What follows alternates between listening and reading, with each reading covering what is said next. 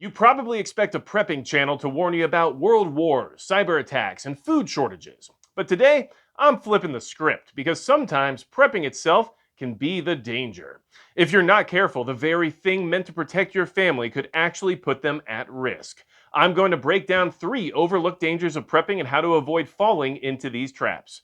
Prepping can easily consume your life. The constant stress of what if and chasing every new threat can wear you down. I've seen good people burn out, isolate themselves, and even pushed loved ones away trying to get ready for everything. You're supposed to be preparing for survival, not sacrificing your peace of mind or relationships to do it. How to prepare without burning out. Set limits. Dedicate time for preparedness each week, but don't let it overtake everything. Focus on probability, not paranoia. You don't need to prep for every apocalypse, just the most likely risks in your area. Involve your family in a positive way. Make prepping a skill building or bonding experience, not a stressor. We don't talk about this enough, but the more visible you are as a prepper, the more you become a target. Whether it's during civil unrest, after a disaster, or just from people you thought you could trust, if others know you're stocked up, you're on their radar. This goes double if you post everything online. How to prepare without exposing yourself. Practice operational security. Don't advertise what you have or where it is. Be selective with who you share your plans with. Even in prepper groups, oversharing can backfire. Blend in. Gray man tactics aren't just for the street. They start in how you live and talk day to day. Too many preppers get caught up in buying the best gear, but when time comes, they don't know how to use it. Or worse, they've got the fanciest tools but no real plan. Prepping isn't just about hoarding gadgets, it's about being able to adapt and survive. How to prepare with skills, not just stuff. Train regularly. Practice fire starting, water purification, self-defense, and communication. Run drills, simulate power outages, or bug out scenarios to see what really works. Invest in knowledge, books, courses, hands-on workshops. These outlast any shelf life. Prepping isn't just about surviving a disaster. It's about living smart every day. The dangers I talked about today are real, but if you recognize them, you can avoid the trap and build a lifestyle that's strong, sustainable, and ready for anything. Let me know in the comments which of these dangers have you faced personally, and what do you do to stay balanced and effective? If you want help building a strategy that actually works without burning out, I've got resources linked below. Stay alert, stay humble, and stay ready. Now, that was an entirely AI generated script specifically for a prepper channel.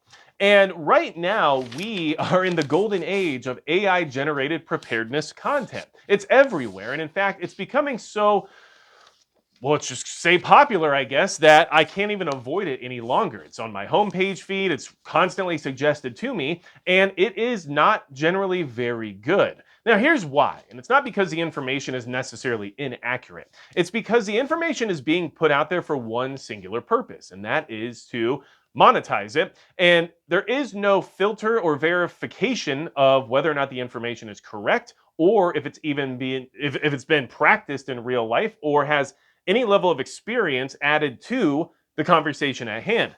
And that's going to cause a few problems. But the biggest problem that it creates is that it is designed to confirm your biases. And that's what I see being the issue. Now, if you haven't identified these channels, they are well out there and you've probably seen them, and many of you are probably aware of what they are, but some of you might not be. So here's the dead giveaways for you. First off, the thumbnail is generally an AI generated image, maybe has someone in a hoodie looking off into a distant landscape that looks like it's the apocalypse, or perhaps it's just a stash of random items that says, random text throughout. But in general, the thumbnail itself will be AI generated and won't have a person that's recognizably real in the imagery. And then thereafter, all of the content is just voiceover.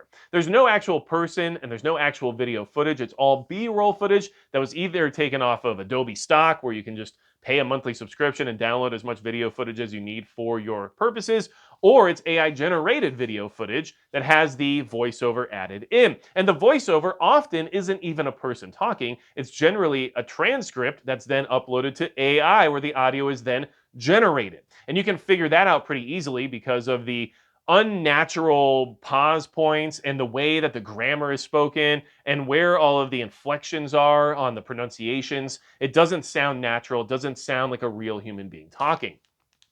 And the unfortunate part about this is that these videos and these channels are getting very popular. The videos are getting thousands and thousands of views. I mean, there's some videos out there that are AI generated in total, the script, the audio, the visuals, the title, everything about it. And they have over 100,000 views, right? And there's channels that are growing steadily over the past few years, and that's all they are. And like I said, the biggest problem here is that the information isn't vetted, it's not verified, there's no experience or personal anecdotal evidence to whether or not it's good advice, right? And there's also a disconnect between what is real and what's not. And the only real purpose of it is to confirm your bias. So, why did I say that before and what am I referring to now? Well, here's what it is it's trying to get you to do in order to enjoy the content and why it's doing so well and why it's so successful. Because, in general, I mean, this is like you could Google the same information and get whatever response you want. It's the same exact thing except for it's not being read to you in video format, I guess. But the problem with the confirmation bias aspect of it is that it will have people believe things that aren't necessarily true or a good idea just because of that confirmation bias. For example, if a video says all you need is a bug out bag, and that's because, if there's an emergency, you're going to have to leave no matter what. So you're going to have to put on your bug out bag and walk out the door. And there are people out there that feel that way, or that's all they have. They're going to respond to that information with positivity, saying, yes, I knew it. That's all I needed. That's all I ever really planned for. And I knew I was doing the right thing because this video I just watched that's really well put together, has good production quality. This guy has a lot of views. There's a lot of information here. So clearly they know what they're talking about. And they said the thing that I already believed. So therefore, this is probably the correct information, right? And so this is what's happening regarding this AI slop takeover of the preparedness genre. And many of you are aware of it, like I said, but there are many who are not. And unfortunately, and I'm not trying to be disrespectful or insult anybody based on generalisms, but generalizations, I don't know, who cares? Words. But regardless, that's how you know I'm not AI, I guess. It does affect the older generation much more because they're just not in tune with technology in the same degree, so they're not as able to filter through it as easily. So they're susceptible to it, and especially when it has that confirmation bias built in, they're more reactive to it because it does what they wanted it to do, which was say that they're already doing everything correctly, right? So this is my little PSA on this, I guess, right? This script was pretty good. I mean, if I wanted to talk to you about what about prepping itself is dangerous, like this gave me some good talking points and it laid it all out. It laid it out exactly as I would need to report it back to you. It laid out everything, even in the sense of telling you to leave comments down below, even in the sense of telling you, to do call to action measures like, oh, well, I've got resources in my description and all this stuff, right? It gives someone the exact template. And if they just take that and then upload it into an audio generator, the work is just done. Like you don't have to do anything else, but there is no verification process. There is no experiential process. There is no personal, let's just say, flair added to it because we all have our own perspectives and point of view based on personal experience, which is why it's so valuable to have lots of subscriptions and lots of other content creators that you visit and listen to because there's different information for different circumstances that applies to everybody differently, right? And I think it's good to be well-rounded and be open-minded to some other ideas or other concepts, even if it's not something that you necessarily agree with.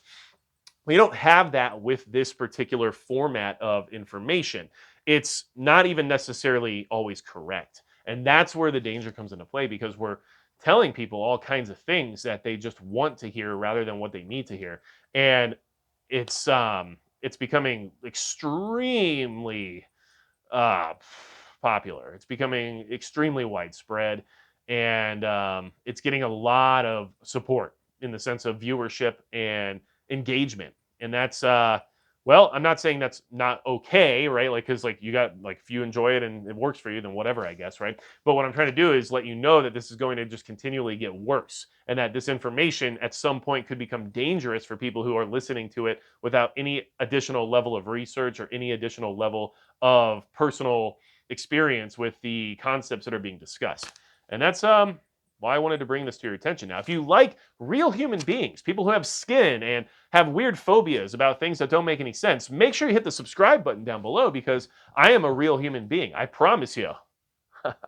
But here's the thing, I might have affiliations with weird reptilian overlords, so that's fine too. But at least I can be transparent about it because how else would I have had any level of success on this platform, right? So I just want you to really be aware of this being such a thing.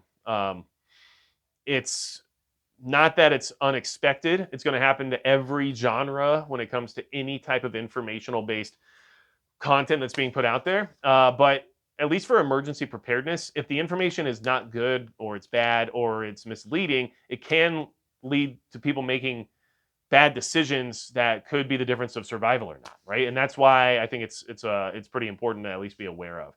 And you can input anything you want into these language models and have it spit something back out that sounds legitimate. Whether or not it is a whole different story. And the people who are putting a lot of this content out there, they're not the ones who know whether or not the information is good. Like they're not the ones who are well researched in the topic or anything. They're literally just doing it just because they can and just because they see an opportunity. And at some point, it could lead somebody down the wrong path. So I just wanted to have this conversation. It's been bothering me for a while. It's something that I think is dishonest to a degree because it's never mentioned or portrayed as being specifically, generated in that form or function. And it is very convincing that it's real and not, AI. So anything else you need from me? Or if you want to support the channel, go to magicpepper.com. There's stuff there. I've got affiliate links to some really good companies where you can get a lot of stuff related to preparedness, where you can either get discounts or just support the channel by buying products and then sending me a small commission, which does help in general because it doesn't hurt you at all and it does support the channel's growth, which I appreciate. And then at the same time, if you ever need anything else from me, you can always email me at magicpepper@gmail.com. And I also have a contact form on my website you can fill out if you want to reach out that way. I do my best to get back to people when I can, but I am extremely overwhelmed when it comes to communications just because I'm just a one-man show and it gets crazy sometimes. So, maybe there's a little bit of jealousy or envy here when it comes to these AI generated slot channels because it's like super easy, like barely an inconvenience, right? I could literally do that starting tomorrow and I mean, it would probably like have at least some level of performance, right? I'm not going to do that, but I'm just saying like I understand the appeal of it, but it's not, in my opinion, it's not very welcomed in the space because of the inherent risk that is involved with producing information without any human oversight, right? So, the first time somebody gets told to do something inherently dangerous when it comes to, how they're storing food or how they're treating water or anything along those lines, like, things can fall apart really quickly. So, now you know.